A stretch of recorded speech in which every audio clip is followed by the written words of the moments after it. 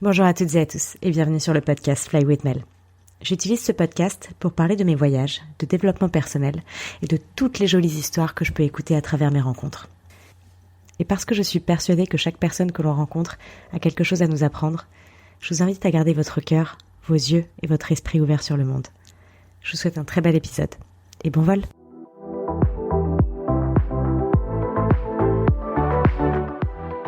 Bonjour à toutes et à tous et bienvenue dans le nouvel épisode de Fly with Mel avec Sophia.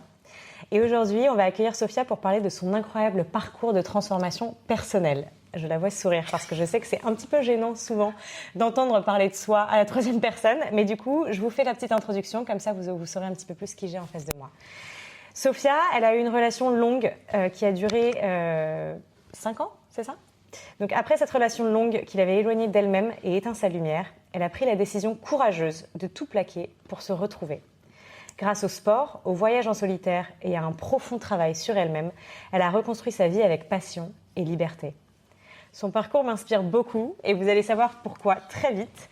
Vous allez comprendre parce qu'entre ses plus grands défis vécus depuis l'Australie, mais aussi l'évolution de son rapport au corps ou encore le monde du sport en tant que femme, aujourd'hui on reçoit Sophia pour parler de tout ça. Salut Sophia, qui boit de l'eau en même temps, j'adore. Sophia, elle est toujours comme à la maison. Vous allez vite voir que c'est ça que j'aime chez elle, c'est qu'elle est très authentique dans sa façon d'être. On a beaucoup de surprises avec toi, mais surprises dans l'authenticité. Donc, je vais garder mes petites questions à côté de moi parce que j'ai beaucoup de choses à parler avec toi aujourd'hui. Mais déjà, bonjour et bienvenue. Merci de me recevoir. Alors Sophia, il y a un truc que je fais en général dans le podcast avant de présenter l'invité, c'est que c'est une espèce de petit icebreaker, donc brise-glace, juste pour avoir une meilleure idée de quelle est l'énergie de la personne que j'ai en face de moi. Est-ce qu'il y a une citation ou une leçon de vie à travers laquelle tu vis au jour le jour, un truc que, tu vois, tu te lèves le matin, tu as toujours cette phrase dans ta tête par exemple? Non, j'en ai pas. Si, j'en ai une qui n'est pas une vraie citation, mais c'est la mienne. C'est la vie, elle est magique. Mm-hmm. Et la deuxième, moi qui vis à travers le voyage, celle que j'ai écrite là. Tatouée sur le bras. Ouais, c'est écrit. Du coup, voyager, c'est gravé au plus profond de moi des souvenirs éternels de moments éphémères. Wow. Juste parce que c'est ma définition de la vie. C'est les expériences les plus courtes qui sont les plus qui te remuent le plus, mm-hmm. Et c'est la vie que je veux mener à travers les expériences. Okay. Voilà. J'adore. Et tu disais, la vie est magique. Attends, je vais juste mettre celle-là. La vie est magique. Et j'aime beaucoup cette phrase parce que je sais que parfois, ça peut paraître un peu, tu sais, illusoire pour des gens de voir des gens qui sont très dans leur « Oh là là, t'es un peu dans ta petite bulle de unicorn, enfin, tu sais, de licorne, un petit peu ta bulle rose, quoi, entre guillemets. » Parce que moi, je sais que ça m'arrive beaucoup et j'entends beaucoup. Du coup, quand j'entends quelqu'un d'autre qui parle un petit peu de la vie comme ça, de façon magique, je trouve ça génial. Est-ce que t'as l'impression que ça t'est arrivé dans ta vie de ne pas être prise au sérieux quand tu disais des trucs comme ça? Bah, la plupart du temps, mais en fait, je leur en veux pas parce que je me dis que c'est parce que tu la vois magique qu'elle devient magique, ou qu'elle l'est pour toi. Et les gens, ils comprendront pas. Enfin, il y a certaines personnes qui comprendront pas parce qu'ils la voient pas magique, donc forcément, leur vie n'est pas magique. Et je pense que le jour où ils changent de perspective, ben là, la vie, elle devient magique. Et la vie, elle devient pas magique parce que tu as cette croyance à la base. Je pense qu'elle devient magique quand toi, tu la vis avec ta propre magie. Mm-hmm. Et là, ta vie, elle commence à devenir magique. Et là, tu commences à le réaliser consciemment. J'adore. Je pense, je sais Sophia, pas. Psychologue. Alors, elle a 15 millions de casquettes, Sophia, et on va le voir dans un instant, mais ce que tu dis, c'est très vrai, et ça rejoint notamment, je sais pas si tu connais la PNL, donc programmation neurolinguistique, mais c'est une question de, dès que tu changes ta perception sur les choses, ta vie change. Parce qu'en fait, c'est pas le fait de tout le temps transformation personnelle et changer complètement de vie ou changer ton lifestyle, c'est juste changer la perception que tu as sur les choses, et en fait, tu vas voir que là, ta vie va changer, et ça rejoint exactement ce que tu sais. Alors Sophia, dis-nous, qui es-tu ? Je mets un petit accent parce que voilà, pourquoi pas. Comment tu te définirais en une phrase et surtout, d'où viens-tu et depuis combien de temps est-ce que tu es en Australie ? Comment je me décrirais en une phrase ? Trop long. Ok, tu veux quoi ? Ouais. Non, je ne sais pas quoi dire. Bah, je viens de Lyon, de base, et ça fait 7 ans que je suis en Australie. Et comment je me décrirais ? Je me décrirais comme un électron libre. Mm-hmm. Sophia, c'est un électron libre. Donc, après, on est tous un être existant sur Terre. Et je ne me vois pas me définir comme je fais tel boulot, ou je suis telle personne, ou je fais ça, ou j'ai telle caractéristique. Je me vois juste comme un être qui flotte à travers le temps. Ok. Donc voilà, c'est ça, Sophia. Un électron libre. Elle a plein d'énergie. Un électron libre. Comme ça. Qui veut tout faire. Mais électron libre complètement, et je sens même l'énergie en fait là, juste à travers un canapé, je sens, tu vois, l'énergie. Ça fait combien de temps que tu es en Australie? 7 ans. Et tu viens d'où à la base? De Lyon. D'accord. Et t'avais décidé de partir de Lyon sur un coup de tête ou c'était Non, quand j'étais au lycée, je savais que je voulais partir. Ok. J'avais juste pas eu le courage de le faire, donc j'étais partie vivre en Espagne, et quand je suis revenue, j'ai dit non, faut que je parte. Et encore plus loin, donc tu t'es dit l'Australie. Ouais. Ouais, d'accord. Je me suis dit, je vais commencer par là où il y a le visa le plus facile à avoir. Et je voulais vraiment le pays dont on n'en a jamais entendu parler. Et vraiment, l'Australie, à ce moment-là, c'était pas connu. Donc, je me suis dit, allez, je vais commencer par le bout du monde. Est-ce que la Sophia qui est arrivée il y a 7 ans en Australie, c'est la même que la Sophia d'aujourd'hui? Non. Ah, j'adore. Non, mais tu vas être tellement mieux. C'est incroyable. Vraiment.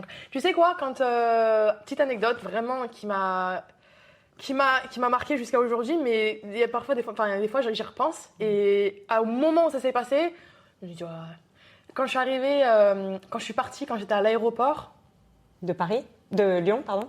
Non, j'étais à l'aéroport de Paris, et que j'ai rencontré un mec qui faisait la sécurité là-bas, et je marchais avec ma valise et je lui ai juste demandé en gros la direction. Et il me dit, tu vas où? Et je lui ai dit, je vais en Australie. Et là il m'a dit, vraiment mot pour mot, je me rappelle encore aujourd'hui, il m'a dit, prépare-toi, tout va changer. Et tu as dit ça? Ouais, et moi je lui ai dit, non, je pars pour un an, et après je vais voyager. Et il m'a dit, ça va être la plus grande aventure de ta vie, et pas que par le voyage. Et à ce moment-là, je regarde, il m'a dit, tu seras plus jamais la même personne.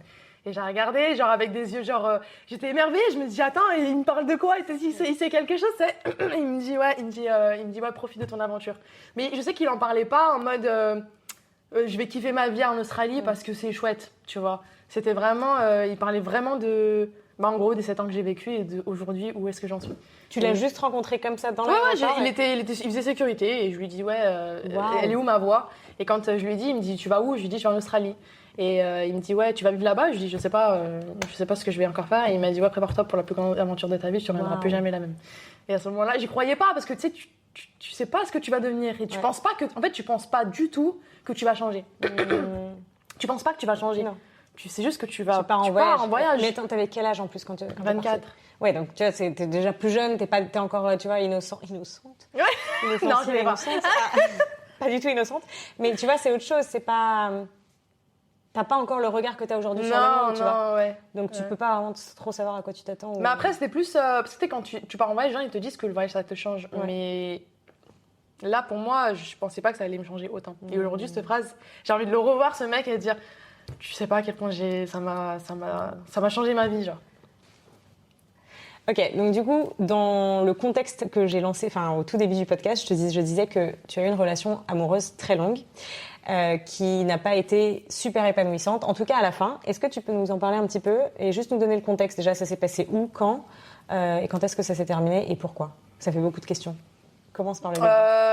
Je l'ai rencontré dans mon ancien boulot il y a 5 ans. En Australie? En Australie, ouais. Ça a été très vite. Ça n'a pas été très vite dans le processus. Ça a été très vite dans les 5 ans qui sont passés. À ce moment-là, je pense pas que j'avais autant confiance en moi que maintenant. Même si je plaisais beaucoup, j'avais pas forcément confiance en moi. Ça a été une très très belle relation. Franchement, c'était un homme formidable. J'ai eu de la chance pour plein de raisons. Même la raison qui m'a fait aujourd'hui grandir. Mais je regrette pas une seule seconde. Ça a été toxique, mais je m'en suis rendu compte très tard. Je pensais juste que c'était normal. J'ai dû me rendre compte, il y a 2 ans. Peut-être après 3 ans de relation. Je pense qu'après, avec la souffrance, tu commences à t'intéresser au pourquoi du comment. Et ça s'est fini il y a 1 an, à peu près 1 an. Donc ça a duré en tout, redis-moi? 5 ans, c'est ça? Ouais. Ok. Et en 5 ans, du coup, tu dis c'est une super belle... c'est marrant parce que du coup, tu dis c'était une super belle histoire d'amour qui t'a appris beaucoup. Et au final, tu as quand même voulu y mettre un terme. Pourquoi? Parce que vers la fin, les côtés toxiques... Parce qu'en fait, ça a été toxique, mais ça a été toxique espacé. Donc, je ressentais pas la toxicité... c'était pas omniprésent, c'était pas constamment. Et donc, du coup, ça a mis énormément de temps à commencer à me heurter. Et je pense que ça a commencé vraiment à nous heurter quand on a commencé à vivre ensemble, ou quand lui, il a été beaucoup plus stressé et que du coup, lui, il était touché par sa propre vie. Et puis du coup, ça faisait ricochet. Et en fait, du coup, son côté toxique ressortait plus, peut-être le mien aussi. Et du coup, c'est pour ça que quand ça commence à ressortir, il y a peut-être 2 ans. 2 ans avant la fin, ça a commencé à être un peu plus... Donc, tu as quand même resté 2 ans pour être, entre guillemets, sûr peut-être que c'était vraiment de la toxicité. Quand tu dis toxicité, c'est quoi la toxicité pour toi en histoire d'amour? C'est quoi que tu as vécu? C'était faire du mal à l'autre, sachant que tu lui faisais du mal. Ok. Est-ce que tu as un exemple, juste pour qu'on... Un exemple, quand on se disputait, à la fin, j'ai compris qu'on avait un attachement anxieux évitant. Mais quand on se disputait, lui, il allait être mauvais avec ses mots, m'ignorer pendant des jours ou des semaines. Ça a été les 2 plus gros trucs. T'ignorer alors que vous vivez dans le même histoire. Ouais. Même dormir dans le salon, dormir par terre. Ok. C'était une espèce de punition, entre guillemets? C'était une punition, mais il me l'a toujours dit. Okay. Je lui disais pourquoi tu me fais ça, il me disait comme ça t'apprendras. Okay. T'apprendras à pas me faire ça, ou t'apprendras à pas dire ça, ou t'apprendras à pas être comme ça. Okay. Et pourquoi tu penses que tu as mis autant de temps avant du coup d'y mettre un terme? 2 ans, c'est long. Mais je suis quelqu'un de très résilient, comment on dit, résiliente. Ouais. C'est-à-dire que déjà pour moi à la base, histoire d'amour veut dire qu'on n'abandonne pas. Donc je me suis dit que je prenais. Vu que c'était un homme bien, ça me permettait de prendre encore plus parce qu'il était ultra droit et ultra bon. Donc forcément ça aide à te dire il a forcément un mauvais côté que je vais devoir prendre. Donc j'ai accepté ce mauvais côté parce qu'il y avait les bons côtés. Okay. Du coup ça a fait passer le temps. C'est juste qu'à la fin ça a été plus fréquent. Donc en fait les bons côtés ont commencé vraiment à réduire pour faire place à beaucoup plus de toxicité, et à ce moment-là, ça commence à devenir fatigant en fait.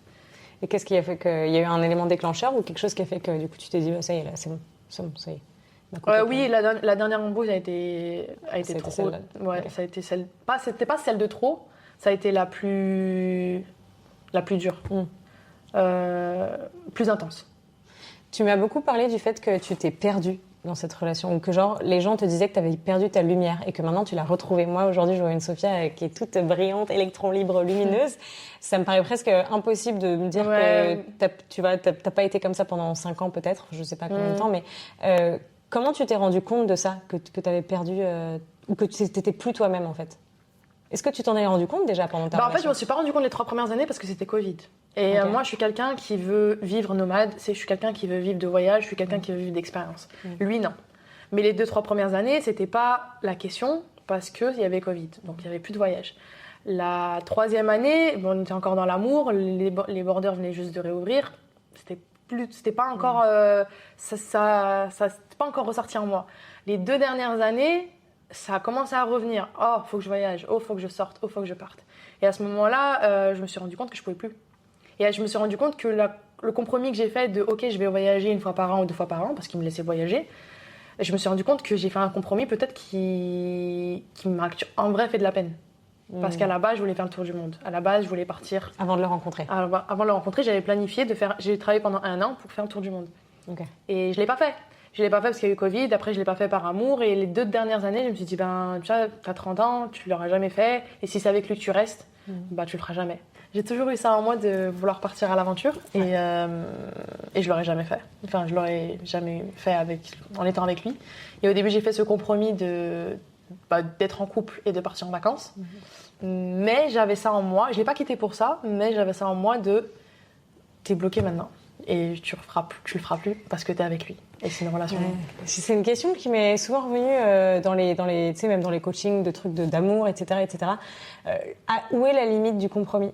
Tu vois, à quel point est-ce qu'on peut faire des compromis et des sacrifices pour l'autre et pour que l'histoire d'amour fonctionne sans que du coup ça impacte notre identité, tu vois, parce que ça faisait partie de toi et ça fait toujours partie de toi, à tel point que même là, tu vois, tu l'as quitté et tu vas faire on en reparlera après, mais tu vas faire des voyages, etc., etc. Donc tu penses qu'elle est où la limite? La limite, en fait, la limite, elle est là où toi tu te connais. Enfin, moi je pense que je me connaissais, mais je me connaissais pas assez pour me dire que je savais que c'était ma philosophie de vie, mais j'étais pas assez confiante pour me dire que c'est la philosophie de vie que je dois garder. Et elle est là, la limite, pour moi. Dans le sens où je l'ai pas mise, la limite. En fait, la philosophie de vie qui m'animait, j'ai essayé de la transformer pour pouvoir allier la relation. Mais je pense que la limite, elle est que tu dois pas transformer ta philosophie de vie. Tu peux transformer... en fait, tant que ça va avec ta philosophie de vie, tu peux transformer ce que tu veux. Par exemple, j'aurais pu faire différents pays au lieu de faire cela en étant avec lui. Mais là, c'était même pas ça, en fait. C'était complètement enlever une philosophie de vie et en fait, clairement, avoir une relation de... on est en couple, je vis en Australie, j'ai un 9h à 17h et je suis off les week-ends. Et je pars 2 semaines en vacances par an. C'était pas ma philosophie de vie. Toi, t'es plus nomade et t'aimes bien bouger tout le temps et comme tu disais, un électron Et c'est ce que je voulais faire. C'est ce que je voulais faire, que ce soit avec quelqu'un ou toute seule. À la base, je voulais faire toute seule. Mais même en étant avec lui, je me suis dit, peut-être qu'on va le faire. Mais la vérité est que j'ai pas... On savait tous les deux. Mais je pense qu'il avait vu aussi que j'allais plus le suivre lui que lui, il allait me suivre moi. Et au final, j'ai... Vraiment, ça casse et finalement, tu te retrouves... À quel moment, du coup, tu t'es retrouvée... Donc, à travers beaucoup de toxicité, tu as commencé à te poser des questions, etc. Est-ce que tu as eu du soutien extérieur pour t'aider à t'aiguiller un petit peu? À quel moment vraiment tu as réussi à te retrouver ou à te dire « Attends, mais là, il y a vraiment un problème, il faut que j'arrête » En fait, la toxicité, j'ai réussi à me questionner quand... moi, je comprenais pas. Je comprenais pas comment il pouvait réagir comme ça. Mais en fait, en essayant de comprendre pourquoi lui réagissait comme ça, parce que justement, je voulais fixer la relation, parce que justement, je voulais le garder, parce que justement, je voulais que ça marche, en fait, en m'intéressant à comment... parce que je suis quelqu'un qui va vraiment dans la recherche. Dès qu'il y a un truc que je sais pas, je vais chercher la réponse. Que ce soit dans le sport, que ce soit dans n'importe quoi, je vais toujours vouloir avoir une réponse. Et en fait, quand moi, justement, dans ma démarche de vouloir aider la relation à travers le comprendre lui, je me suis rendu compte qu'il y avait aussi de moi. Et en fait, il y avait forcément un problème de moi qui faisait que nous deux, on était ensemble et qui faisait aussi que lui, il réagissait comme ça. Et en fait, c'est vraiment dans la démarche de le fixer, enfin pas de le fixer lui, mais de même me fixer moi pour que ça aille avec lui, qui fait que j'ai commencé à trouver des réponses. Après, mes amies, il y en avait une qui connaissait beaucoup sur les relations anxieux-évitants. Ok. Du coup, elle m'a dit que c'était exactement ce qui se passait entre nous. Okay. Mais elle me disait, prends ton temps. En fait, moi, je te dis pas de le quitter. Je te dis juste que c'est ça qui vous lie et c'est ça qui est entre vous et qu'un jour tu vas ouvrir les yeux. Et je la croyais pas. Quand tu dis ça, quoi exactement? Ce comportement. Le comportement d'attachement anxieux et attachement évitant entre lui et moi. Okay. Et elle le savait parce qu'elle était à fond dedans. Mais elle m'a dit, moi, je vais pas te saouler avec. Je te dis juste que c'est ça. Et en fait, c'était dans ma recherche de vouloir fixer la relation qui fait que j'ai commencé à me renseigner. Donc du coup, je suis allée voir qu'est-ce que c'est qu'être anxieux, qu'est-ce que c'est qu'être évitant, pourquoi il est évitant, pourquoi je suis anxieuse. Et du coup, c'est comme ça que mes démarches ont commencé que le processus a commencé à se faire. D'accord. Est-ce que ça s'est terminé comment? La dernière grosse embrouille où il m'a manqué de respect. J'étais très très très très amoureuse, mais moi j'ai trois noms. C'est frapper, tromper, manque de respect. À ce moment-là, pour moi, l'amour n'existe plus. Genre, je vais t'aimer, je vais tout donner.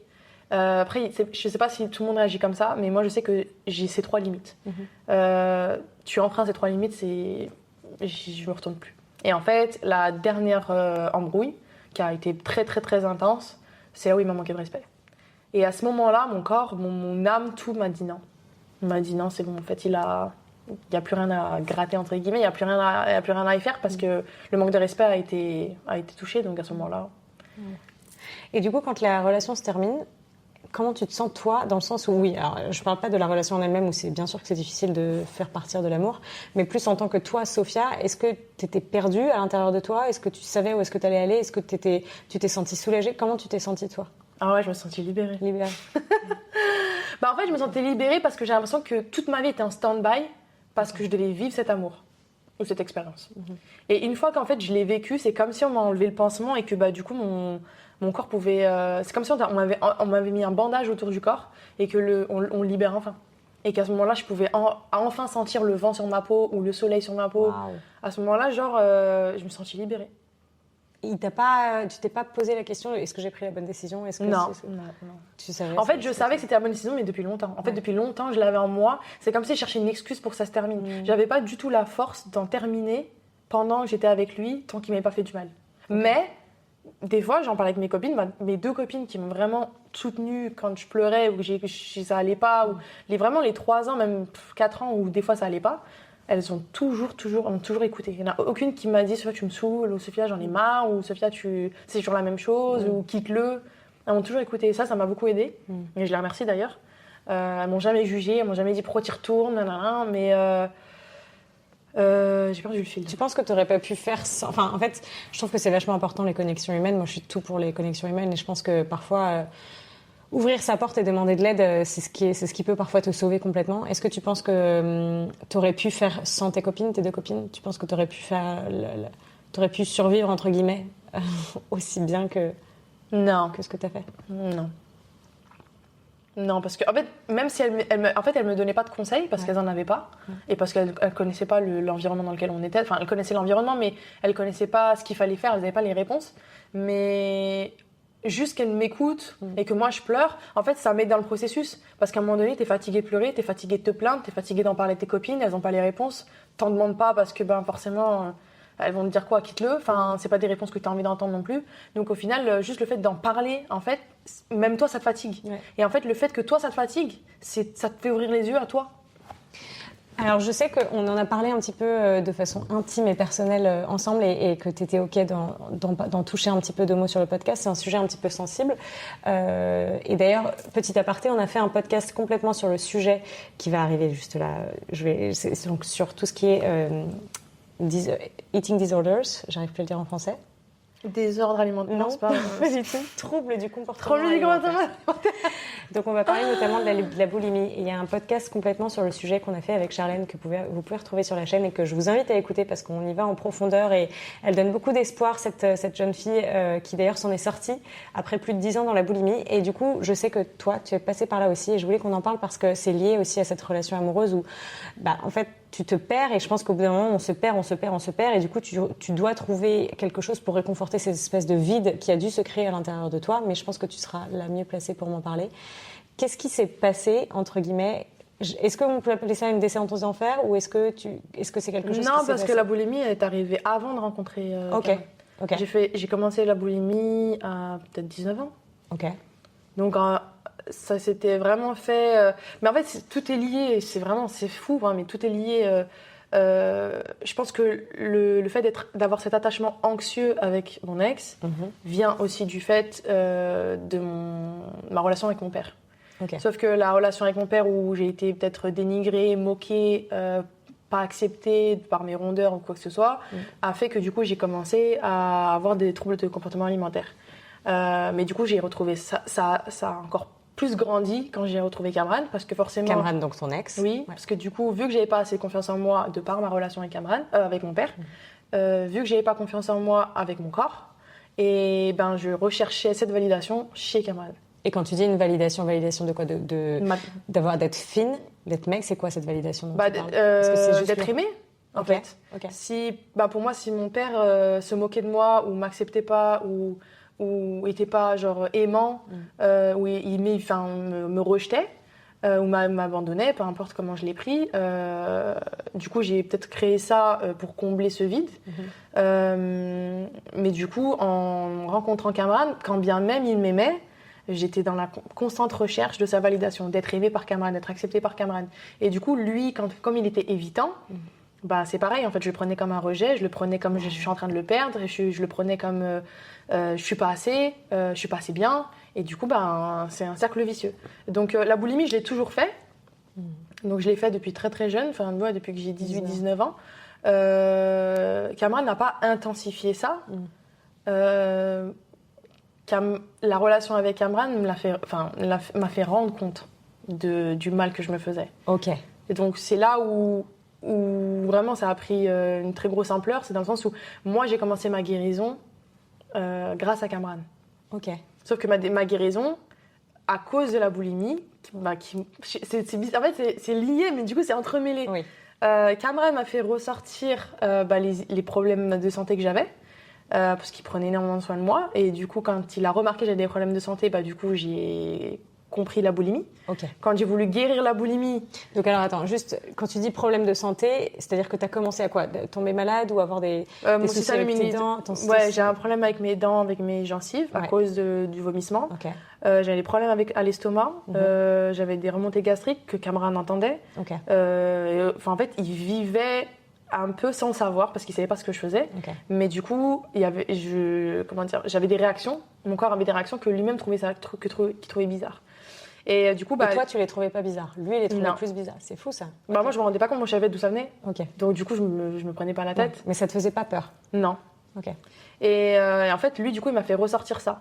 Et jusqu'au jour où j'ai eu un problème de santé, donc oui, avec mes dents. Et au final, je suis allée voir quelqu'un.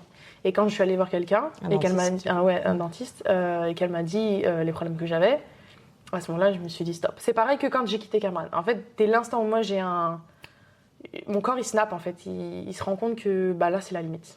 Et je me suis dit, en fait, c'est soit je continue la boulimie et je tombe malade, soit je m'arrête. Et à ce moment-là, j'ai dit à Cameron, écoute, je lui ai expliqué ce qui s'est passé.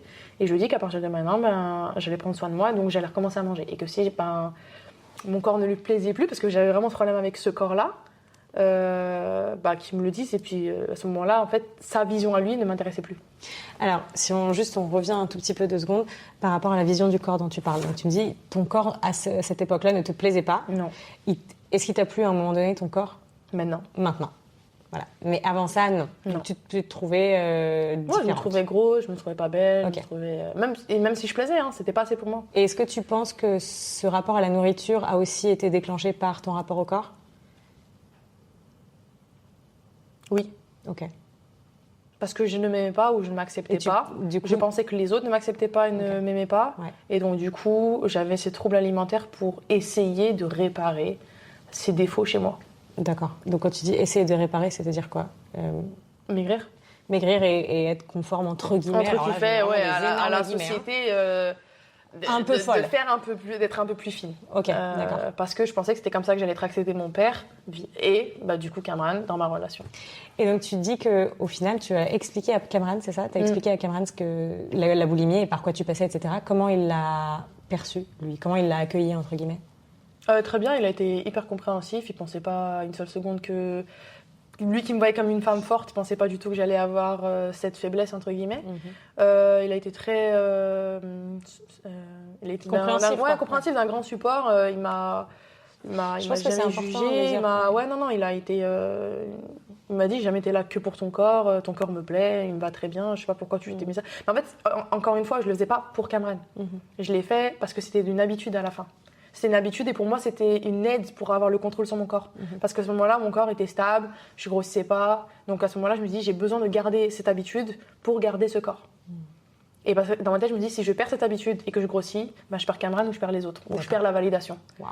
Donc c'était pas pour Cameron, c'était pas que Cameron, ça aurait été pour n'importe quel homme. Parce que justement, j'avais tellement pas confiance en moi que du coup, c'était ma manière de garder le contrôle sur le poids.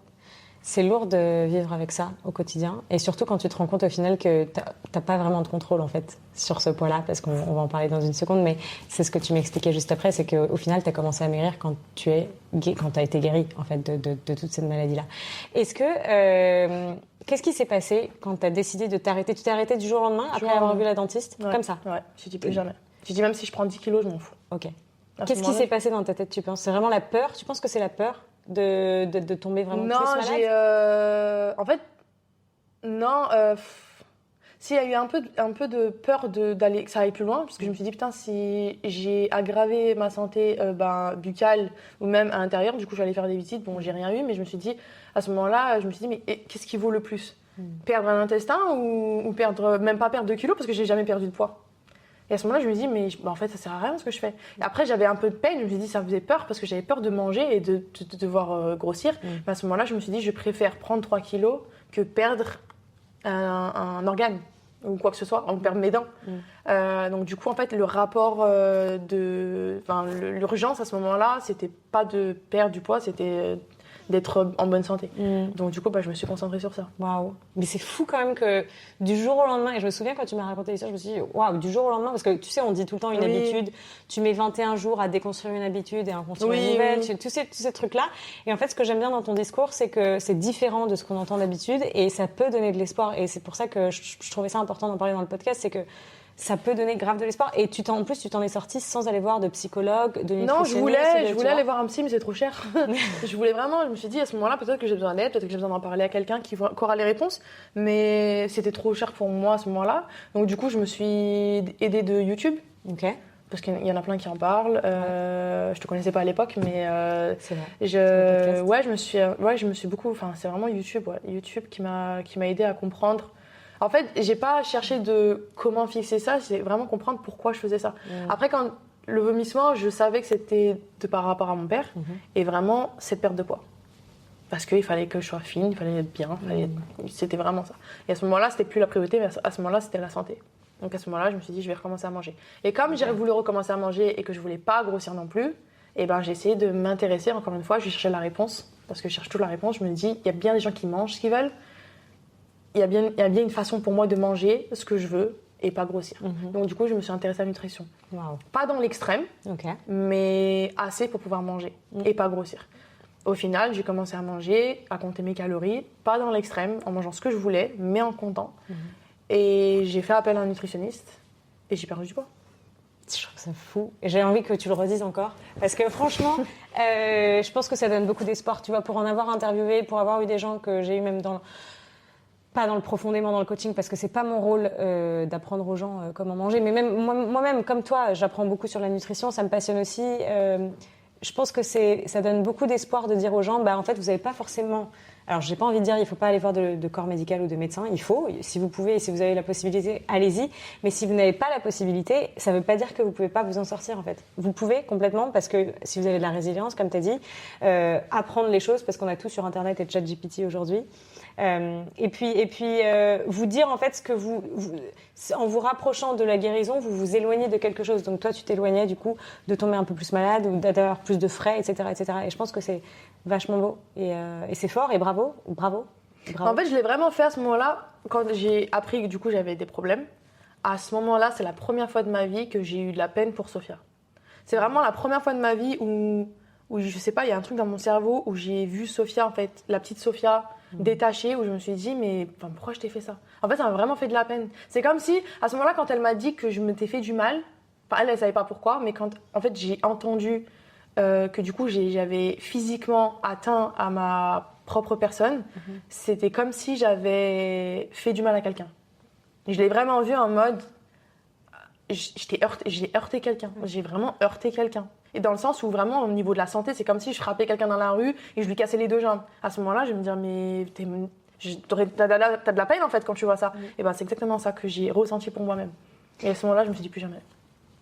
T'as réussi à en parler avec tes proches?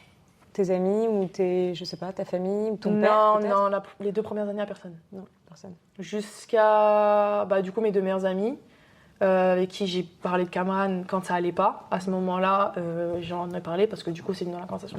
Mais non, ça j'en ai parlé à personne. Parce que j'avais trop honte. Ouais, je pense que c'est... J'avais trop honte de ce que j'ai fait, sachant qu'il y a personne autour de moi qui faisait ça. Donc, du coup tu te dis mais j'avais compris. Du coup j'en ai parlé à personne. Et une fois que maintenant c'est terminé, est-ce que par exemple, tu en as parlé avec ton père, ou pas forcément de ça, mais est-ce que tu as fait une espèce de, je sais pas, une conversation avec ton père pour parler de tous ces traumatismes que tu... Non, parce que de une, il est vieux, et de deux, pour moi, il n'est pas responsable. D'accord. Pour moi, il n'est pas responsable. Ils ont juste été une cause. Ils l'ont pas fait consciemment, ils l'ont pas fait pour me faire du mal. Ils l'ont peut-être fait eux-mêmes par rapport à ce qu'eux ils ressentent. J'en veux ni à mon père ni à personne. Je me dis juste qu'aujourd'hui, c'est pas lui, c'est qu'est-ce que j'en fais. Et vraiment, même quand j'ai compris que ça venait de là, je peux pas lui en vouloir en fait. C'est juste maintenant, je me dis ça y est, c'est parti.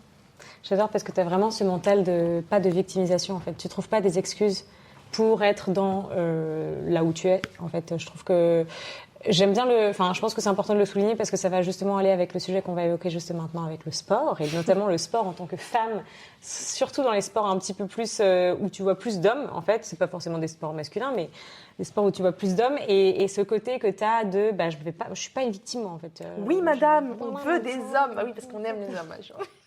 Ah oui, alors on aime célibataire. On aime les hommes ici. Mais du coup, déjà, merci d'avoir partagé juste ce passage qui est assez fort.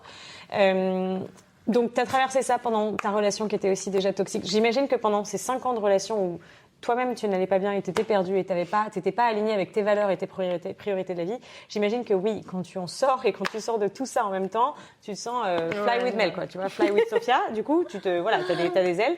Donc, tu termines ta relation, tu n'es plus dans la boulimie, tu as accepté ton rapport au corps. Est-ce que je me trompe ou est-ce que tu as accepté ton corps à ce moment-là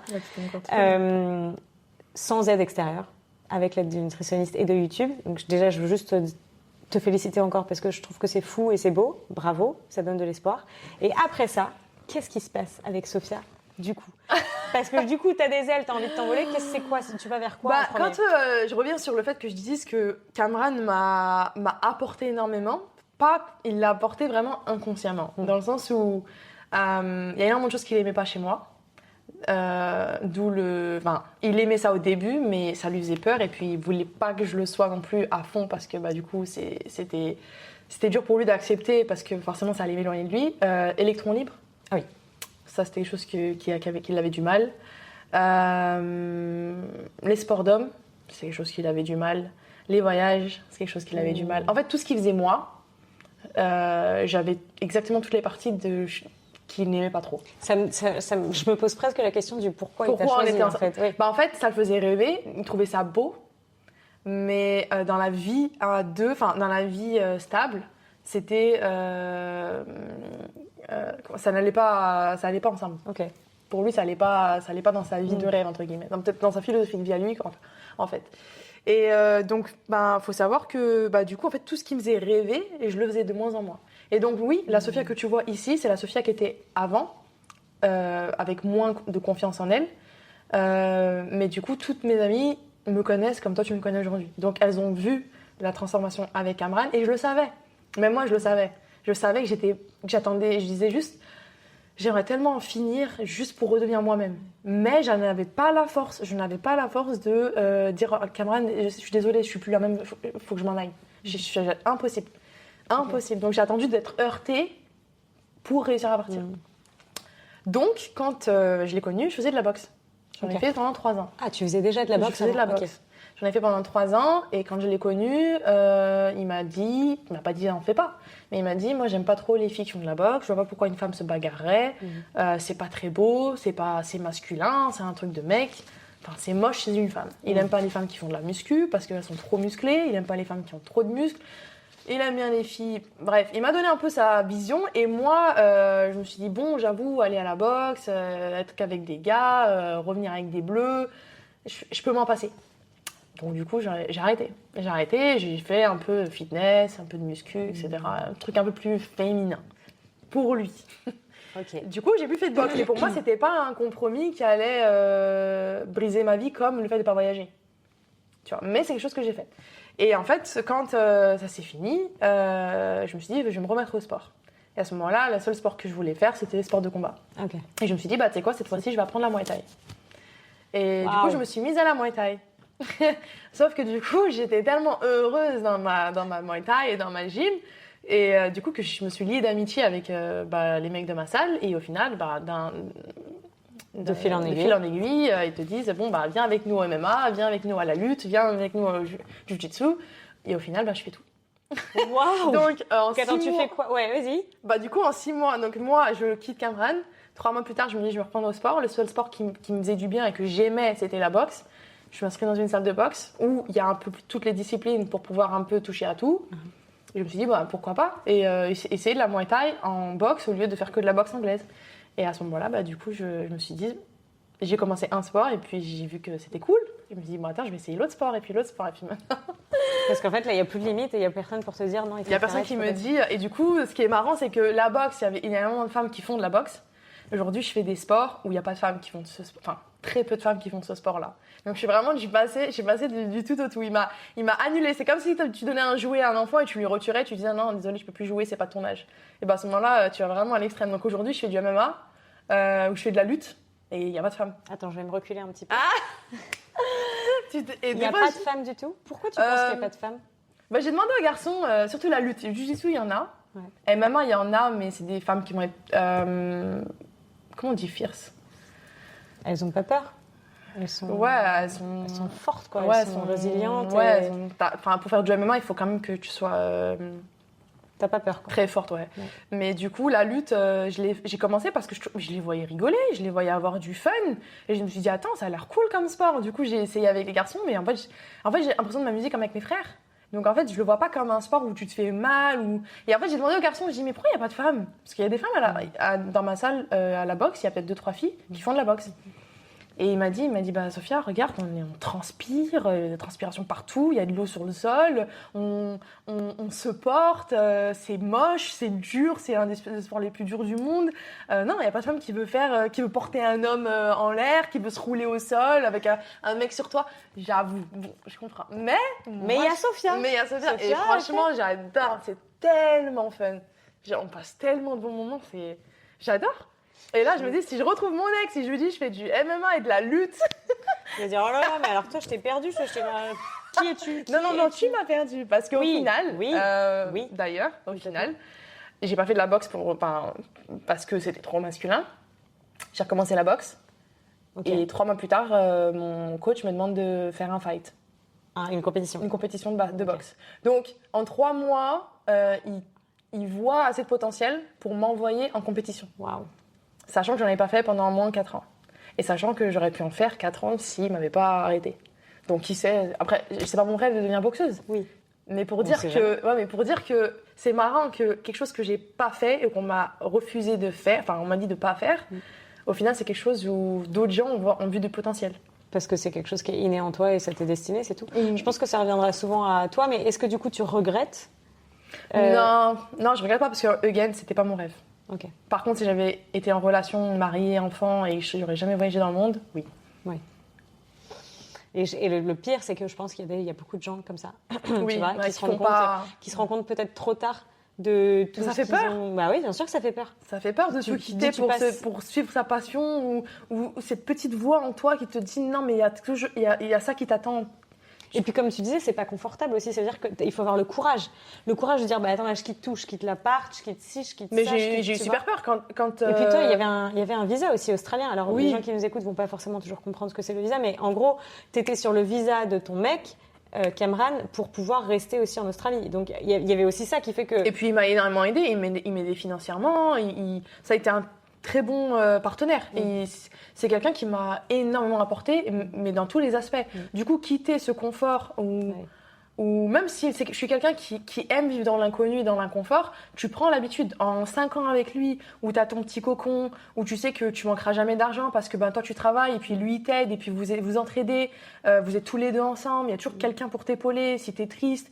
Vraiment, à ce moment-là, quand on s'est quitté, je me suis dit putain, mais comment je vais faire? Faut que je retrouve un appartement, faut que je paye tout toute seule, j'ai aucune aide, je peux pas être en retard sur mon loyer, qu'est-ce que je vais faire de ma vie, comment on va faire pour le visa, et même si je m'en vais. Pour moi, j'ai pas de questions dans le sens où je sais que je vais trouver une solution, mais ça fait peur au début parce que il y a 2 forces, 2 entités ensemble qui s'entraident parce qu'on s'est entraidés, et à ce moment-là, tu te dis faut que je quitte son aide aussi. Ok, je quitte mon côté toxique, mais je quitte aussi son aide. Et pas que financière. L'amour, l'affection, la bonté, la présence, le rire, parce qu'on a une relation très très belle. Sa famille, vraiment l'affection, sa présence. Et ça, faut que tu dises au revoir à tout. Tu penses c'est quoi la plus grande leçon qu'il t'aura apprise? Parce que je pense que chacun rentre dans ta vie pour créer des chapitres. C'est comme ça que je le vois, moi. Est-ce que tu penses que c'est quoi le truc que lui, il aura laissé comme trace dans ta vie? En termes de leçons, je veux dire, d'apprentissage. Il m'a appris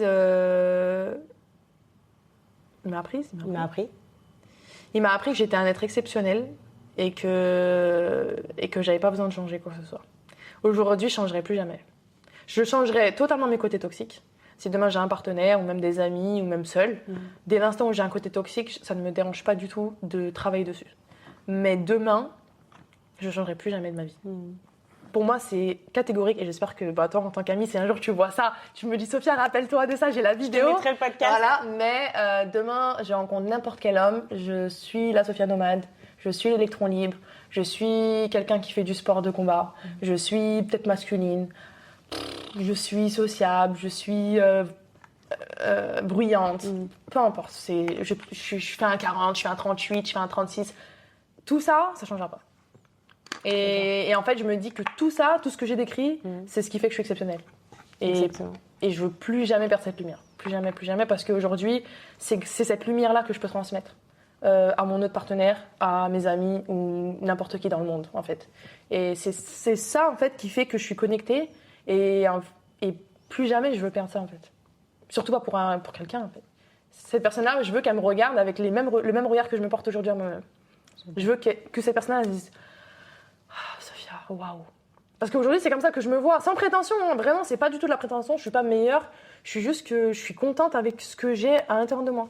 Genre, dans mon âme, pour moi, je me dis, mais non, je suis exceptionnelle. Je suis vraiment exceptionnelle. Et puis, il t'en a fallu du temps pour te rendre compte, surtout. Et je m'en suis jamais rendu compte. Je m'en suis rendu compte que cette année. Et je m'en suis rendu compte grâce à lui. Parce que je sais que cette exceptionnalité, il l'a vue. Il l'a peut-être pas mise en avant, mais il l'a vue. Il l'a aimée. Et en fait, en l'ayant perdu, peut-être quand tu perds quelque chose, c'est comme ça que tu te rends compte de la valeur. Exactement. C'est en l'ayant perdu, parce que pendant peut-être 3-4 ans, je ne l'ai pas fait ressortir. Et du coup, elle s'est un peu éteinte. Qu'aujourd'hui, qui est revenue, vu que maintenant je suis mes passions, c'est à ce moment-là où je ressens vraiment que je suis unique en mon genre. Et à ce moment-là, je me dis, non, je veux rester unique en mon genre et je veux quelqu'un qui aime cette unicité. J'adore. Et je pense que c'est important de rappeler qu'on est tous uniques. On est tous uniques en son genre, ouais. Chacun est unique en son genre, chacun est exceptionnel, mais beaucoup se perdent dans l'approbation des autres, le jugement. Parfois, c'est l'éducation, la bulle, le cocon, tu vois. C'est normal. Faire les choses selon les règles, bien sûr. Mais du coup, c'est pour ça que peu de gens, aujourd'hui, je pense, le crient sur les toits, tu vois, comme tu le fais là. L'exceptionnalité, qui est super importante et super belle, mais tout le monde est unique. Tout le monde est exceptionnel, mais il faut laisser ça ressortir. Exactement. Et ça demande du courage. Beaucoup de courage, je pense. Parce que tu vois, par exemple, tu es dans une éducation où on t'apprend des valeurs, on te demande on te guide d'une certaine manière, il faut respecter ses règles, etc., etc. Je pense que c'est très difficile de sortir de ça. On ne voit pas, ouais. Si tu as de la chance d'avoir quelqu'un qui te pousse. Quelqu'un qui te pousse, ou je pense que toi aussi, toi-même, tu peux te faire décider d'être un peu plus ouvert d'esprit et faire tes recherches, tu vois, pour essayer de voir, attends, mais il y a un truc, je sais pas, est-ce que je pourrais être plus épanouie? On me parle du bonheur tout le temps. Oui. Tu vois, je pense que c'est aussi se poser des questions. Mais ça demande du courage de se poser des questions parce que parfois on a peur des réponses qu'on va trouver parce qu'on sait déjà à l'intérieur de soi qu'on n'est pas aligné avec soi-même. Et du coup, ça fait peur de se dire, merde, je vais de toute façon, c'est simple. Hein. Une question qu'une de mes amies, qui elle est très, très... spirituelle? Non, elle n'est pas spirituelle, mais elle est très... elle aime beaucoup poser des questions profondes. Et elle m'a dit, Sophia, j'ai juste une question. Qu'est-ce que tu ferais si demain tu n'étais plus avec Cameron?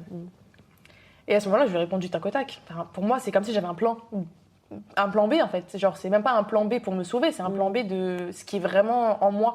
Et je lui ai dit, je ferais ça. Et elle me dit, tu penses pas que c'est bizarre que tu aies autant envie de faire de choses que tu ne puisses pas faire avec lui, mais que c'est le premier truc que tu ferais si tu n'étais plus avec? Elle me dit... tu serais pas censé pouvoir le faire avec lui? Et elle me dit, est-ce que tu dois mettre une croix sur tout ce que tu viens de me dire juste parce que tu es en couple? Ou est-ce que tu pourrais trouver quelqu'un avec qui faire tout ça? Et je lui ai dit que c'était une très belle question et qu'en fait, c'est vraiment peut-être la question qui a été la plus pertinente.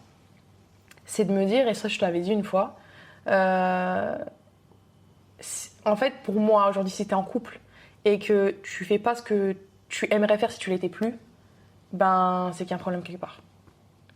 Et à ce moment-là, en gros, si ma philosophie vie, quand elle m'a posé la question, je lui dis, elle me dit, qu'est-ce que tu fais demain si t'es plus avec? Je dis, demain, je fais tout, je save pendant 6 mois, je fais le tour du monde, je vais faire ça, je vais vivre ça, je vais faire telle activité, je vais voir tel gens, je sors avec telle personne, je sors plus, je vais essayer. Bref, je lui ai dit ma vie, en fait.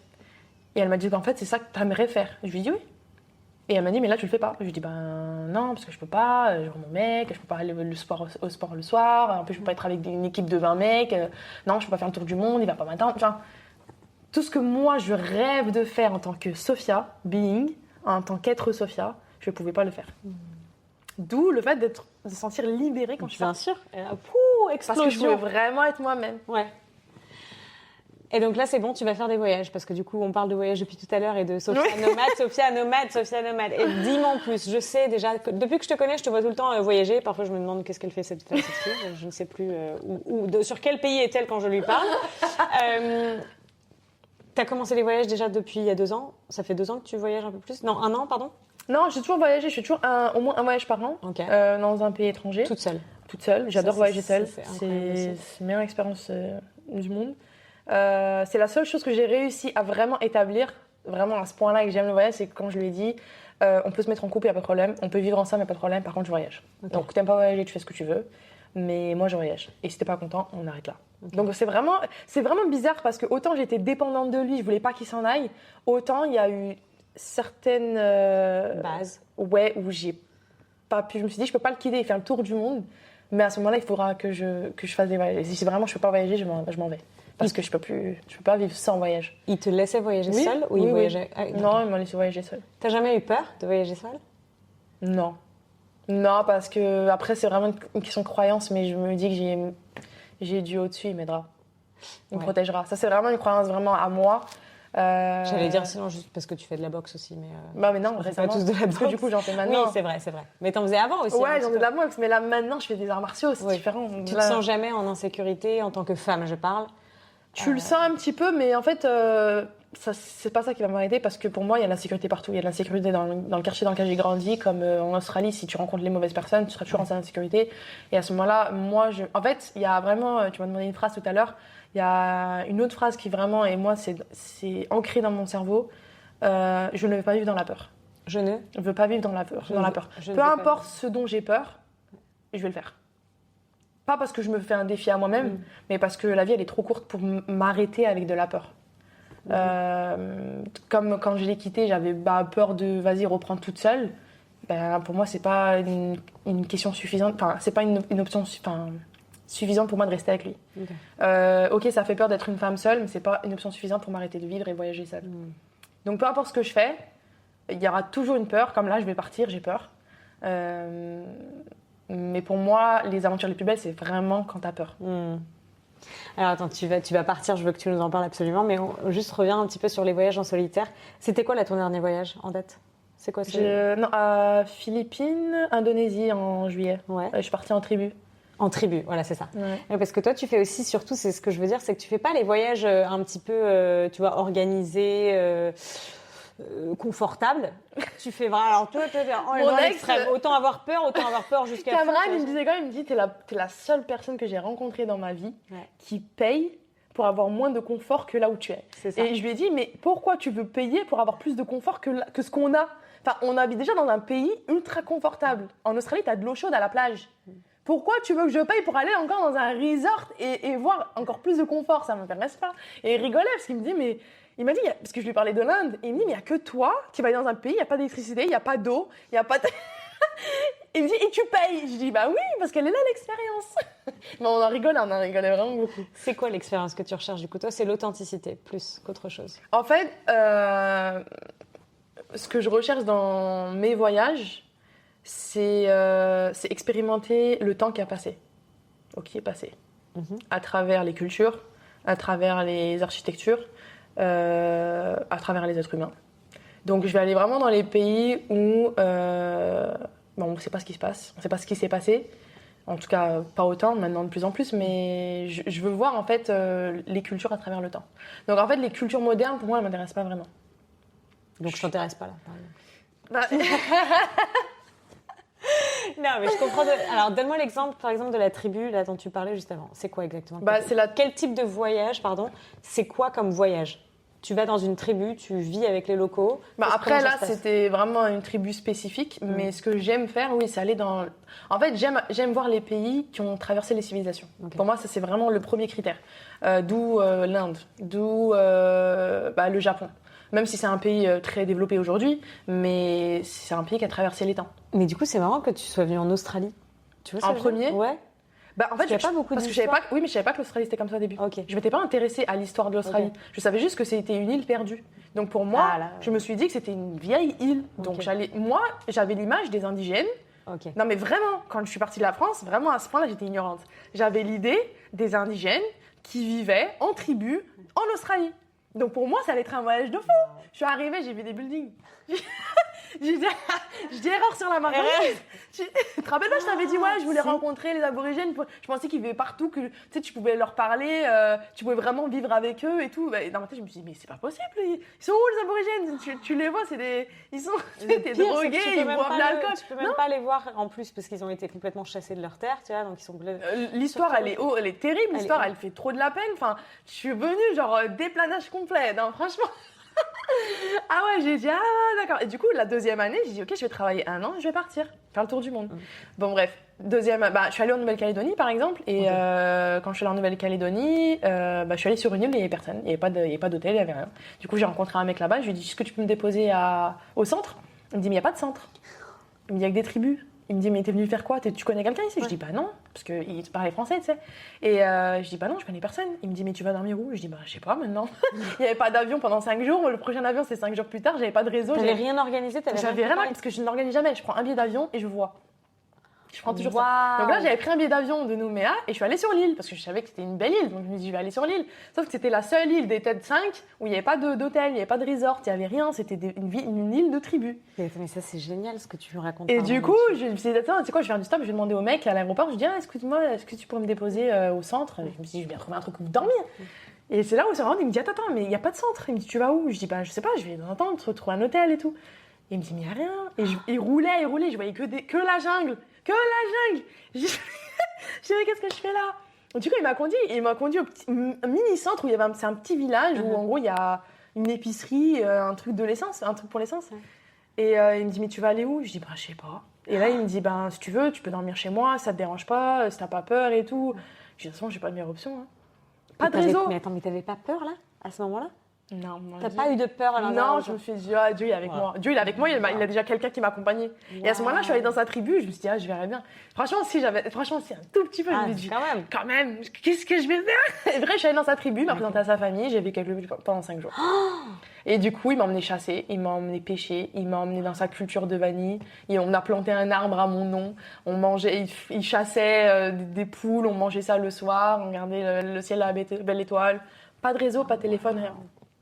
J'ai des frissons là, juste à. Il m'en est chassé. À ce moment-là, j'ai envoyé un message. Enfin, j'ai dit à ma mère plus tard. Elle me dit, franchement, elle me dit, Dieu, il est avec toi. C'est vraiment un truc. Parce que l'expérience, elle est folle. Mais en plus de ça, enfin, l'expérience, elle est belle. Mais en plus de ça, t'as eu de la chance. On va dans la jungle. Aujourd'hui, il me dit, ouais, on va chasser. Carabine à la main, comme ça, une machette dans l'autre. Et moi, je marche derrière lui, dans la jungle. J'ai montré les photos à Cameron. Ouais. Et il me dit, mais jamais t'aurais fait ça avec moi. Et je dis, mais ça, c'est exactement le genre d'aventure que je veux vivre. Quand j'aurai 50 ans, 60 ans et je vais être en train de regarder l'océan et me dire, wow, j'ai vécu quand même. Et j'étais dans la jungle avec lui, l'homme le plus doux du monde. Waouh. Et il était avec sa machette et sa carabine, et avec son fusil. Du coup, il a chassé une chauve-souris et 2 pigeons qu'il allait manger le soir même. Et en fait, quand je marchais dans la savane avec lui, pendant la jungle, je me dis, mais je suis complètement folle. Là, il pourrait m'égorger ou me violer, voir ce qu'il veut.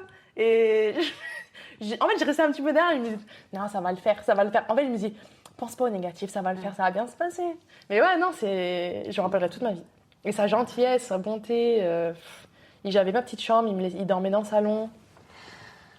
Waouh, c'était ouf, c'était vraiment incroyable. Et j'imagine que c'est pas la seule histoire anecdote.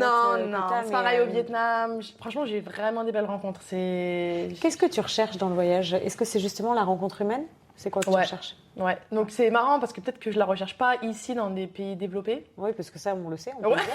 Sophia, tu l'emmènes en soirée, elle ne parlera à personne. Elle te le dit d'avance. Non, je ne veux pas parler. Je suis Mais en fait, je suis très intéressée par la beauté humaine dans les autres pays. Ok.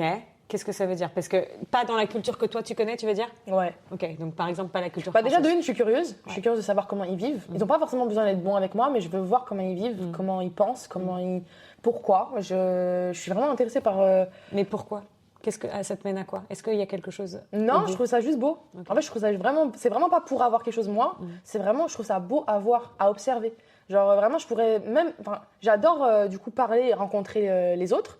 Mais juste, ne serait-ce que d'être dans le pays et de les voir, je trouve ça magnifique. Vraiment, je trouve ça magnifique. Et je veux que mon cerveau ait que des images comme ça. On les prend avec nos téléphones, mais je veux vraiment vivre une vie où je collectionne ce genre d'images. De beauté... je sais pas, je vois des enfants qui courent de partout, des gens qui mangent de certaines manières ou qui parlent certaines langues ou qui sont posés et qui font certaines activités. J'adore regarder et voir. On me dira, nous on fait pas ça. C'est pas la même vie. Et on n'a pas besoin de faire des trucs de fou. Hein.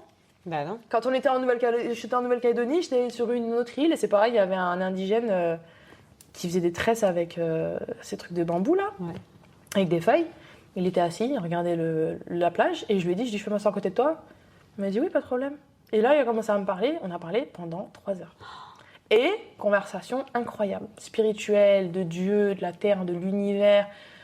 Pourtant, ils n'ont pas d'école, ils n'ont pas de livres, ils n'ont rien. Et ça a été une des conversations les plus belles de ma vie. Et à ce moment-là, c'est de ça que je veux vivre. Ils ont la plus belle école du monde. Ils ont l'école de la vie. Ils vivent avec la nature, la vie, l'école de la vie. L'être humain. Ouais. Ils vivent en communauté. Ouais. Et du coup, vraiment, ils ont ça en eux. C'est vraiment ce qui se dégage. Et du coup, moi, je vibre à travers ça. Donc, je les rencontre pas pour qu'ils me donnent des conseils ou qu'ils me donnent des choses. C'est pas pour...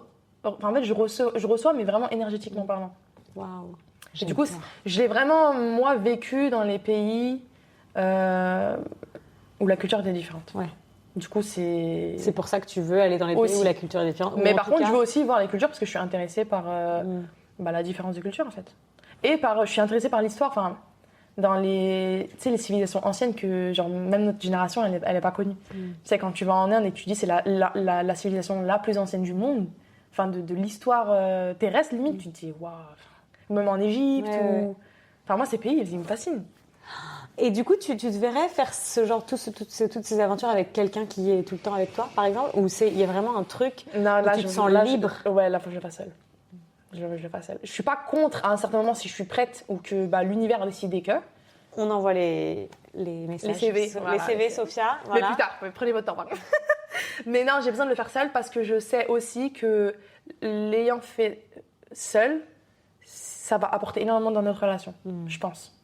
Après, on peut le partager, mais je pense que j'ai besoin de ce moment où je l'ai fait. Pour toi. Ouais. Pour toi. Et surtout pour me développer, pour me faire grandir, pour me faire éblouir, éclore. Pour que ça m'éclose.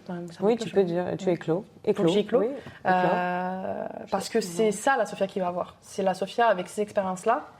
Et puis surtout, ce que j'aime bien avec toi, c'est que tu viens de sortir d'une relation longue de 5 ans où il y a eu des hauts, des bas.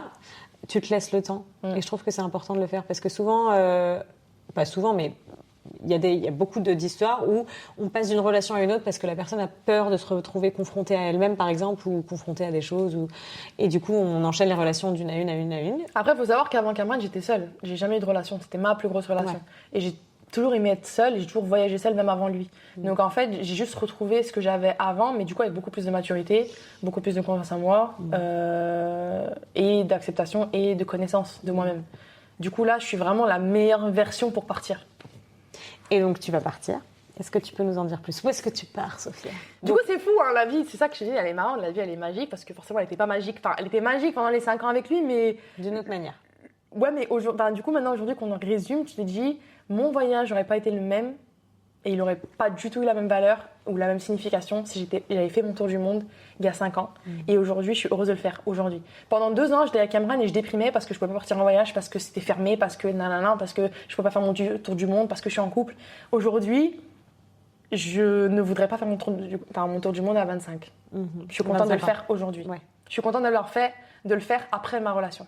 Et après avoir appris beaucoup de choses sur toi. Okay. Du coup, sachant que j'ai fait des arts martiaux, je suis repartie dans le sport et que du coup, j'ai décidé de faire mon tour du monde et j'ai décidé de combiner les deux et du coup, de faire un tour du monde des sports. Un tour du monde des sports. J'adore. Parce que Mel, comme elle me connaît et comme mes amis me connaissent, comme je l'ai dit, je suis quelqu'un de très intéressé partout. Et à ce moment-là, j'adore le sport. ma passion, enfin, j'aime beaucoup les arts martiaux, mais genre, je me vois pas faire de la boxe toute ma vie. Par contre, je me vois faire du sport toute la vie. Et je me suis dit que moi qui aime découvrir les cultures, moi qui aime découvrir les pays, moi qui aime connecter aux autres, et moi qui suis autant connectée avec les mecs de ma salle aujourd'hui, je me dis, il n'y a pas mieux que de faire le tout en même temps. Donc, du coup, aller dans les pays que je connais pas, aller voir des cultures que je connais pas, et découvrir le sport qu'eux ils font, et me connecter avec autrui à travers le sport. Et du coup, partager ça avec le reste du monde. J'adore. Pour ceux qui veulent le voir. Ceux qui veulent suivre, on mettra tous les détails de ta chaîne, etc. Et de tout ce qui va arriver, parce que ça va devenir une très grande influenceuse. Ouais. Donc, il faut savoir qu'on est aujourd'hui en Australie, et du coup, tu vas partir d'ici un mois et commencer vraiment un tour du monde. Donc, t'as un truc organisé là ou pas du tout? C'est pareil ou c'est pas organisé? J'ai une trame dans ma tête. Ouais. Dans sa tête. Moi, je suis le genre de truc, je te fais un peu. Non, je mens. En fait, je suis tellement passionnée par le projet que j'en ai fait un PDF. Bon, ok. Ça va. Non, en fait, j'ai pas été dans les détails, mais j'ai écrit ma trame sur mon PDF. Okay. Et du coup, je m'organise, en tout cas, destination par destination. Donc, j'essaie de m'organiser un peu plus parce que du coup, aujourd'hui, je suis agent de voyage. Donc, forcément, j'ai appris. Ouais. Donc, forcément, j'ai des habitudes aujourd'hui qui m'aident en fait à voyager beaucoup plus facilement qu'avant. Okay. Premier pays, du coup, on part sur la Thaïlande, sachant que j'ai fait de la Muay Thai. Donc, je vais continuer la Muay Thai et le MMA et les arts martiaux. Et du coup, je vais faire l'Asie, l'Afrique et l'Amérique du Sud. Asie, Afrique, Amérique du Sud. Waouh. Ok, et tout ça, tu veux faire ça en un an? Ça, c'est non, en illimité. Le temps que ça prendra. Voilà. On se revoit dans 20 ans sur le même canapé et tu me diras où t'en es. Dans quel pays? Mais alors du coup, il y a une question qui me vient comme ça et je pense que je ne serai pas la première et la dernière. Partir en tour du monde, faire ce que tu veux faire, c'est super beau, incroyable. Comment tu fais financièrement pour te financer dans tout ça? Tu ne sais pas, elle ne sait pas non plus. C'est pas sur le PDF. Non, et franchement, again, on en revient. T'as la peur. Ouais. Franchement, j'ai peur. J'ai pas peur de l'inconnu. Je crois que l'aspect qui me fait le plus peur, c'est l'argent. L'argent? Bah oui, parce que ça me fait peur dans le sens. Moi, je m'en fous de pas avoir beaucoup, mais je m'en fous pas de pas pouvoir continuer mon projet. Ouais. Donc forcément, j'en ai un peu peur parce que ça me tient à cœur de continuer ce projet. Maintenant, je n'ai pas envie de stresser et de repousser ça parce que tu seras jamais prêt. Il y aura toujours des dépenses, il y aura toujours un moment donné où tu pourras pas saver assez. Donc je me suis dit, je vais pas attendre d'avoir 150 000 euros pour pouvoir voyager parce que sinon tu le feras jamais. C'est ça. Je me suis dit, j'ai mis un peu de côté, je travaille, je fais ce que je peux.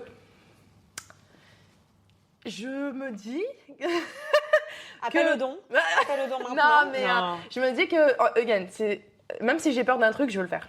Ouais. Déjà de une, donc je sais qu'il y a une petite peur d'appréhension, mais je me dis, justement, c'est parce que j'ai une peur d'appréhension que je dois le faire. Deuxièmement, je me dis que j'aurai ma réponse pendant. Et je pense que c'est très beau de le faire comme ça. Et tu vois, depuis tout à l'heure, tu parles et on peut sentir que tu es très dans la spiritualité, les énergies et entre guillemets, ce à quoi tu penses, tu attires. Et le fait que c'est exactement comme ça que tu vis. Et on peut voir aussi à travers ton parcours que c'est comme ça que tu as réussi à enchaîner les choses et en être là où tu en es aujourd'hui. Et j'ai pas du tout envie de poser ce genre de questions en mode pour projeter des peurs sur toi. Parce que je sais que ça arrive attention, beaucoup. Voilà. Comment tu vas faire. Parce qu'il y a plein de gens qui vont te dire, mais... il y a personne... Après, je suis bien entourée, donc j'ai aucune personne qui m'a dit « mais comment tu vas faire au niveau de l'argent ?» Personne qui m'a dit ça. Mais je sais qu'il y a certainement des gens qui vont se poser la question.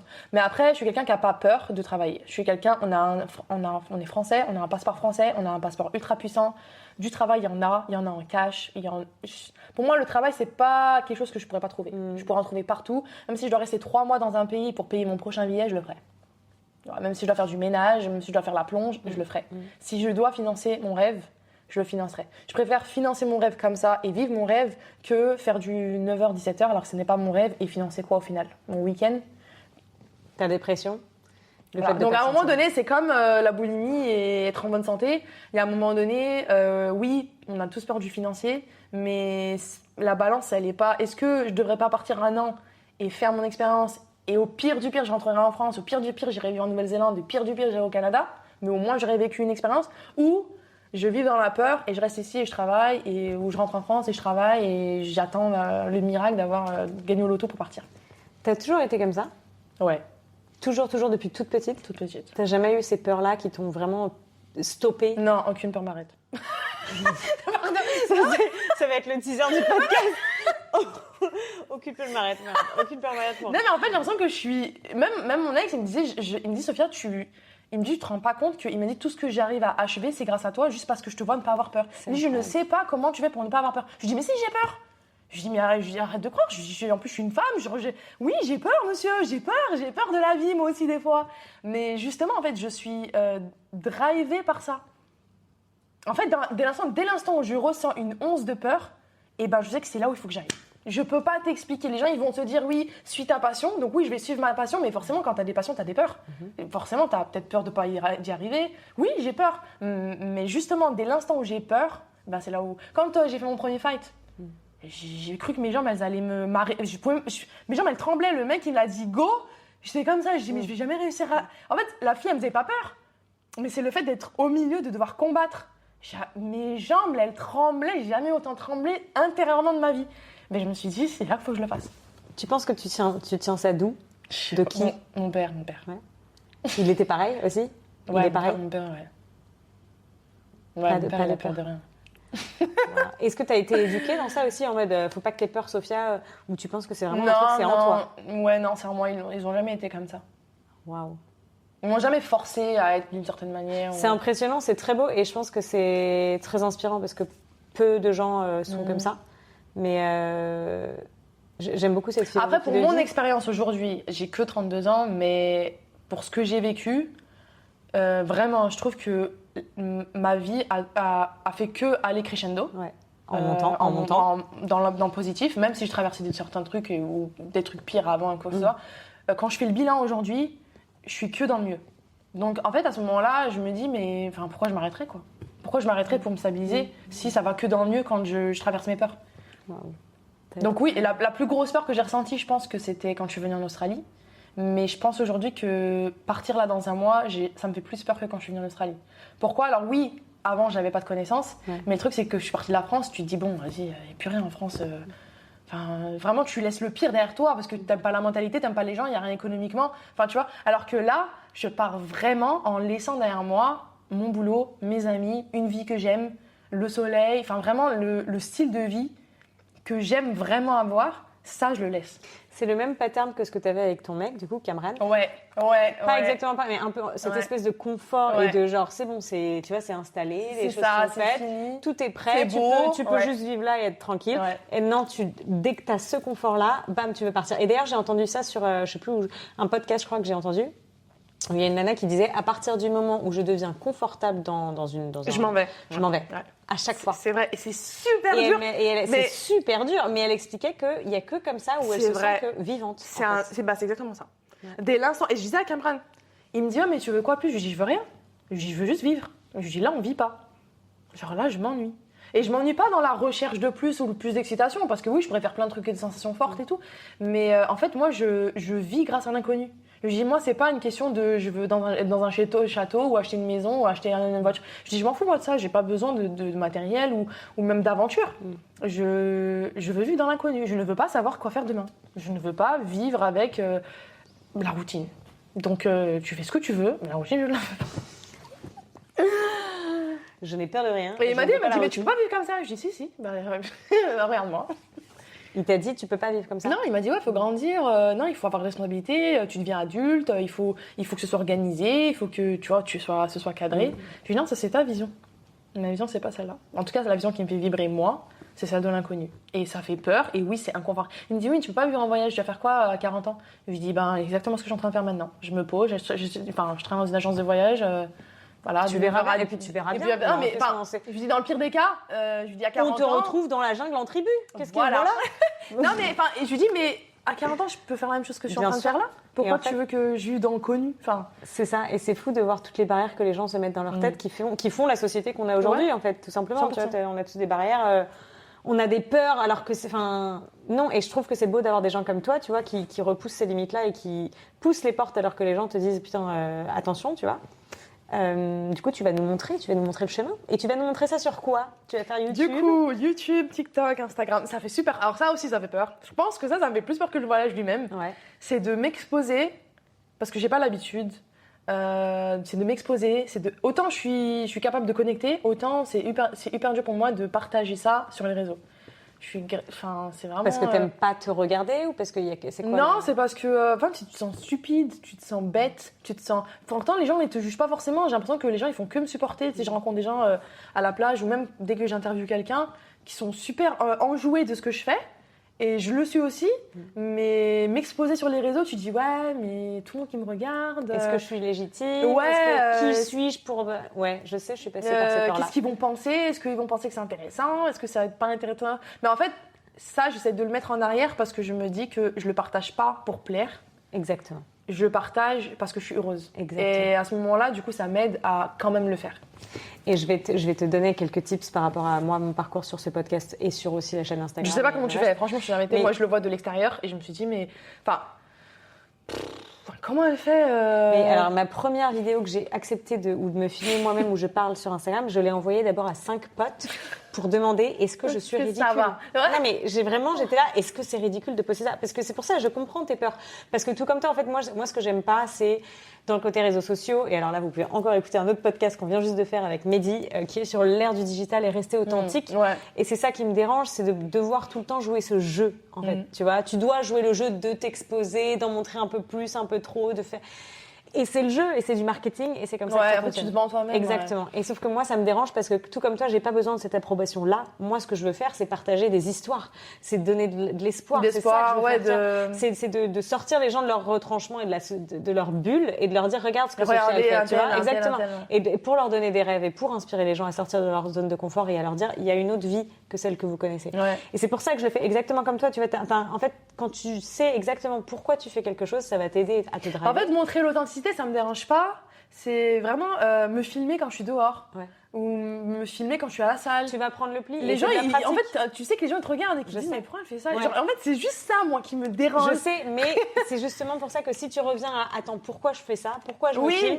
Et que tu reviens et tu gardes ça en tête, tu peux te dire, tu vois, moi je me le dis maintenant quand je filme des trucs, que je me dis putain, c'est ridicule, mais elle regarde. En fait, le truc, c'est que limite, j'aimerais bien mettre un truc sur mon dos pour expliquer aux gens pourquoi je le fais. Oui, mais non, genre, parce que... vous inquiétez pas, les gars, j'ai une légitimité de le faire. Je le fais pas en Australie parce que j'ai envie de faire la belle à Bondi, mais je le fais parce que vous allez voir, je vais aller en Mongolie aussi. Tu vois ce que je veux dire? J'ai envie de leur expliquer parce qu'en fait, j'ai l'impression que dès l'instant où t'expliques et que du coup t'as une raison, ils vont dire ah ouais attends vas-y je vais même t'aider à filmer. Tu vois ce que je veux dire? Alors que quand tu le fais vraiment toute seule sans qu'ils aient aucune explication, tu sais dans leur tête ce qu'ils pensent déjà. Ils sont en train de juger. Ouais. Mais après je vais te dire autre chose, c'est que en général les gens qui jugent le plus sont ceux qui font le moins. Donc quand tu pars de ça. Non mais après je m'en fous maintenant, je sais très bien. Par rapport à toi. Oui. Et puis même en fait je me dis mais je vais jamais le revoir. Voilà, bien même. Il y a ça aussi. Après, la limite est celle dont on parle justement dans le podcast avec Mehdi qu'on a fait ensemble il y a quelques semaines. La limite, c'est de ne pas te perdre. Parce qu'en fait, c'est très facile de tomber dans le « hop là, je deviens complètement fake et je ne suis plus du tout alignée avec moi-même parce que je veux vendre et du coup, j'en montre. Je montre énormément, soit énormément, mais aussi des trucs qui sont pas du tout toi, tu vois. Parce que marketing et parce que tu vas avoir plus de followers. Et après, la question, c'est, ok, est-ce que l'objectif, c'est d'avoir plus de followers, d'exposition, etc., quitte à ne pas être aligné avec tes valeurs, ou est-ce que c'est rester aligné avec tes valeurs et montrer ce que tu as envie de montrer? C'est ça, en fait. Du coup, maintenant, j'ai un peu switché et je me suis dit que si les réseaux sociaux doivent me mettre bénéfique, il le sera. Mais je veux pas changer ma personnalité pour qu'il soit bénéfique. Okay. Donc du coup, je veux vraiment garder les réseaux sociaux pour partager. Parce qu'en fait, ce qui m'a fait au début commencer les réseaux sociaux, c'est parce que mes amis sont tellement excités de me voir partir, ils sont tellement motivés et tellement investis dans le sport que je fais, dans la vie que je mène. C'est les premiers à vouloir voir. Et en fait, c'est pour ça que j'ai créé ça au début. C'est parce que je me dis, il faut que je documente tout ça parce que je vais pas pouvoir téléphoner à mes amis, je vais pas pouvoir leur envoyer des messages et des photos à chacun. Donc, je vais documenter ça pour qu'ils puissent voir parce que eux-mêmes, ils sont excités de mon aventure. Moi-même, je suis excitée de la mienne. Et moi-même, j'ai envie de partager mon bonheur, que ce soit mes frères. Ils me regardent, mon frère, il me dit, t'es ma plus grande motivation. Il me dit, je te vois faire du sport. Il me dit, je suis un homme, je fais pas ça. Il me dit, mets en plus. En fait, tous mes amis m'ont dit, mets en plus. Et à ce moment-là, je me dis, bah, tu sais quoi, je vais en mettre plus. Et maintenant que je sais que je pars, et que j'ai dit mon idée à mes amis, j'ai tellement hâte que tu partes. J'ai tellement hâte que tu partes. Moi, j'ai super hâte de. Il y en a plein qui m'ont dit, je t'aiderai, même si je reviens en Australie, tu pourras dormir chez moi. L'autre me dit, mon frère, il me dit, je t'enverrai de l'argent. Il me dit, je veux que tu le fasses. Donc du coup, cet engouement que j'ai chez les gens, je l'ai peut-être transmis parce que forcément j'ai cet engouement aussi, mais eux ils ont tellement d'engouement que du coup j'ai envie de partager ça. Donc en fait maintenant les réseaux sociaux, Je le fais pas pour être connue, je le fais pas pour que les gens ils me follow. Je le fais vraiment pour que ceux qui ont cet engouement de me voir, follow. S'ils veulent pas de souci, on ne peut pas plaire à tout le monde. Mais je changerai pas ma manière de m'entraîner, ma manière de me connecter pour les réseaux. J'ai hâte, j'ai trop hâte de te suivre. Moi j'ai hâte. J'ai tellement peur, j'arrive pas à croire que je pars dans un mois. Mais... Ça va être incroyable. Et j'ai hâte que tu réécoutes ce podcast d'ici un an. Pour que tu te dises waouh. Attends, j'ai fait tout ça, de ouf. Ça va être fou. De ouf. Est-ce que tu as un dernier conseil à donner aux gens après du coup tout ce dont on a parlé? Est-ce qu'il y a un truc qui ressort que tu as envie de partager aux gens qui sont peut-être encore un peu, tu vois, peut-être perdus dans leur vie ou pas sûrs de pouvoir prendre la voie qu'ils ont envie de prendre? Je dirais que tout ce que tu penses qui ne va pas chez toi, c'est exactement ce qui va. Tout ce que tu penses qui ne va pas chez toi, c'est exactement ce qui va. Okay. Donc, si tu penses que j'aime trop dessiner, mais ça sert à rien, bah fais-le. Si tu penses que je sais pas, j'ai pas. Donc c'est vraiment les choses que tu aimes faire, tout ce que tu aimes faire. Pas ce qui est toxique. En gros, s'il va pas chez toi, t'es jaloux, garde-le. Non, mais tout ce qui fait que t'es bizarre, différent. Ben, c'est vraiment ce que tu dois mettre en avant. Pendant longtemps, je me suis demandé, je savais que j'étais censée faire quelque chose dans ma vie, j'ai jamais su quoi.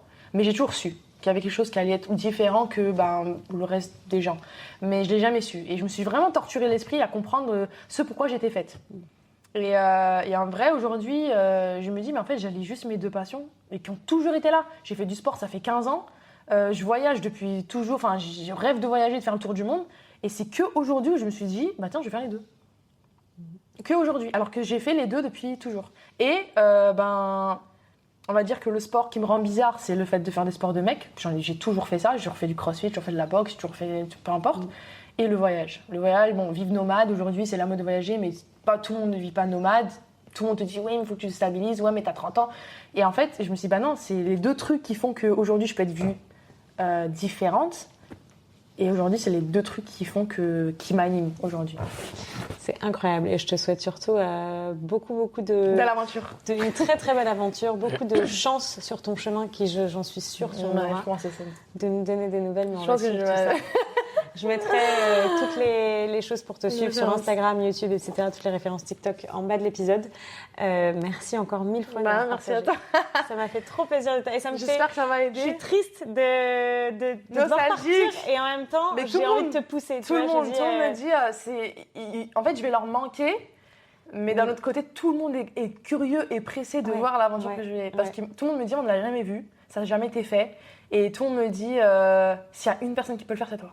Mais c'est surtout la façon dont t'en parles. T'es tellement passionnée et t'as le sourire, ça me donne le sourire. C'est communicatif. Et du coup, rien que pour ça, tu vois, j'ai juste envie que t'arrives à faire ton projet parce que t'en as envie depuis tellement longtemps et on sent à travers tes paroles que ça y est, c'est le moment, c'est pour toi. Mais tu vois, ça m'aurait pas été arrivé si j'avais pas traversé cette relation parce que sans cette relation, j'aurais pas récupéré la boxe. En récupérant la boxe, j'aurais pas fait l'extrême qui est de faire tous les sports et les plus durs. Oui, mais peut-être que. Est-ce que tu penses pas qu'avant la relation, si la relation n'avait pas eu lieu, t'aurais pas jamais arrêté la boxe, par exemple? Ouais, c'est vrai. Tu vois? C'est que je suis sûre que t'as eu beaucoup de leçons apprises pendant ta relation et En fait, c'est juste que je pars avec les bagages qui font qu'aujourd'hui, ça va être une aventure de fou. Ouais. J'aurais pu vivre cette aventure en allant faire le tour du monde. Juste un exemple. J'ai toujours fait autant de sport. J'ai fait peut-être 4-5 voyages les années précédentes. J'ai jamais fait de sport dans mes voyages. Okay. Par exemple. Oui. C'est vraiment, cette idée, elle est venue là. Parce que je voulais pas m'arrêter de faire du sport et parce que je voulais voyager en même temps. C'était exactement le bon moment. On est toujours au bon moment. Et c'est pour ça que j'ai dit la vie elle est magique parce que ça a été peut-être dur, c'était peut-être beau aussi. Hein. Ouais. Mais c'est juste l'enchaînement, il est incroyable. On va rester sur cette magie pour le mot de la fin. J'adore. Merci ma poule. Merci à beaucoup. Toi. À très vite. Si vous avez aimé cet épisode, n'hésitez pas à le partager avec quelqu'un qui aurait besoin d'entendre ces mots.